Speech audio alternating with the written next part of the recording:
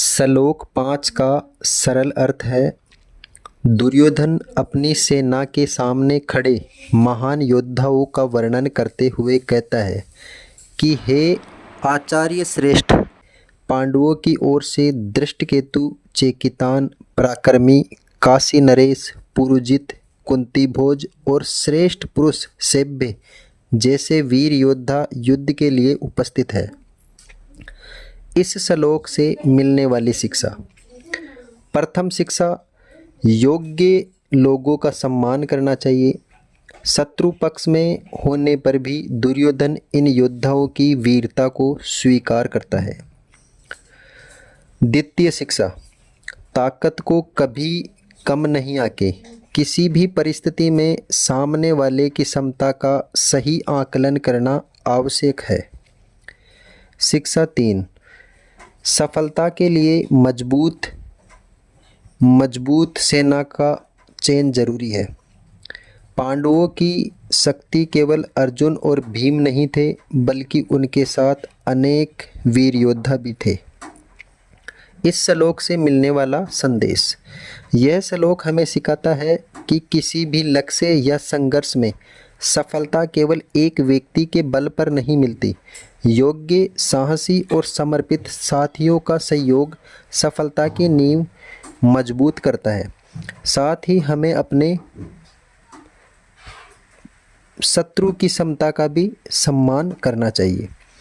इसका संक्षिप्त संदेश है, सफलता के लिए योग्य साथियों का साथ और सभी की क्षमता का सम्मान आवश्यक है। जय श्री कृष्णा। राधे राधे। श्लोक 6 के सरल अर्थ में दुर्योधन आगे कहता है कि पांडवों की ओर से पराक्रमी, युद्धामन्यु, बलशाली उत्तमौजा, सुभद्रा के पुत्र अभिमन्यु और द्रौपदी के पुत्र भी उपस्थित हैं। ये सभी महान योद्धा, महारथी है। इस श्लोक से मिलने वाली मुख्य शिक्षा इस प्रकार है। प्रथम शिक्षा, उम्र नहीं योग्यता महत्वपूर्ण है। अभिमन्यु युवा थे, फिर भी उन्हें महारथी कहा गया। द्वितीय शिक्षा, साहस और पराक्रम व्यक्ति को महान बनाते हैं। महानता केवल पद या उम्र से नहीं, बल्कि कर्म और वीरता से आती है। तृतीय शिक्षा, एकता में शक्ति होती है। पांडवों की सेना में अनेक वीर योद्धा मिलकर एक मजबूत शक्ति का निर्माण कर रहे थे। इस श्लोक का मुख्य संदेश इस प्रकार है। यह श्लोक बताता है कि जब योग्य, साहसी और समर्पित लोग एक साथ किसी उद्देश्य के लिए खड़े होते हैं तो उनकी सामूहिक शक्ति बहुत बड़ी हो जाती है। व्यक्ति की पहचान उसके कर्म, साहस और समर्पण से होती है। इस श्लोक का संक्षिप्त संदेश, साहस, योग्यता और एकता किसी भी लक्ष्य को प्राप्त करने की एक सबसे बड़ी शक्ति है। जय श्री कृष्णा। राधे राधे। श्लोक 7 का सरल अर्थ है। दुर्योधन आचार्य द्रोण से कहता है, हे आचार्य श्रेष्ठ, अब आप हमारी सेना के उन प्रमुख योद्धाओं को भी जान लीजिए जो मेरी सेना के प्रमुख नायक हैं। मैं आपको उनके नाम बताता हूँ। इस श्लोक से मिलने वाली शिक्षा। प्रथम शिक्षा, नेतृत्व में सेना की पहचान आवश्यक है। एक अच्छा सेना नायक अपनी सेना की ताकत और प्रमुख सदस्यों को जानता है। शिक्षा द्वितीय, संगठन की शक्ति उसके लोगों में होती है। किसी भी कार्य की सफलता उसके योग्य और समर्पित सदस्यों पर निर्भर करती है। तृतीय शिक्षा, आत्मविश्वास आवश्यक है। दुर्योधन अपनी सेना के प्रमुख योद्धाओं का परिचय गर्व और विश्वास के साथ देता है।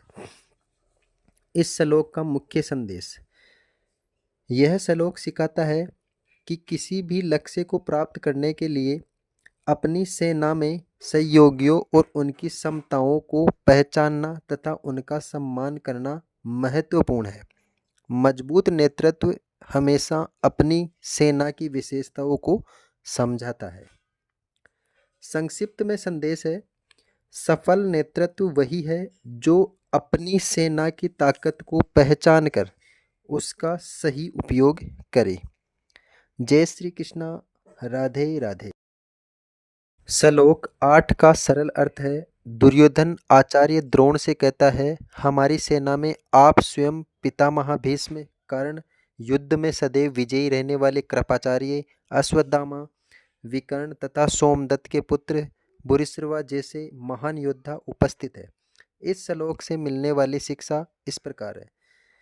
शिक्षा नंबर 1, अनुभव और ज्ञान अमूल्य है। सेना की शक्ति केवल संख्या में नहीं बल्कि अनुभवी और कुशल लोगों में भी होती है। शिक्षा नंबर 2, सही लोगों का साथ सफलता की संभावना बढ़ाता है। किसी भी कार्य में योग्य और समर्पित व्यक्तियों का सहयोग महत्वपूर्ण होता है। शिक्षा नंबर 3, अपनी ताकत को पहचाने। दुर्योधन अपनी सेना के प्रमुख योद्धाओं का उल्लेख कर अपनी शक्ति का आकलन कर रहा है। इस श्लोक का मुख्य संदेश इस प्रकार है। यह श्लोक बताता है कि किसी भी संगठन, परिवार या कार्य क्षेत्र की वास्तविक शक्ति उसके अनुभवी, योग्य और निष्ठावान लोगों में होती है। सफलता के लिए अपनी क्षमताओं और संसाधनों को पहचानना अति आवश्यक है। योग्य, अनुभवी और समर्पित लोगों का साथ किसी भी लक्ष्य को मजबूत आधार प्रदान करता है। जय श्री कृष्णा। राधे राधे।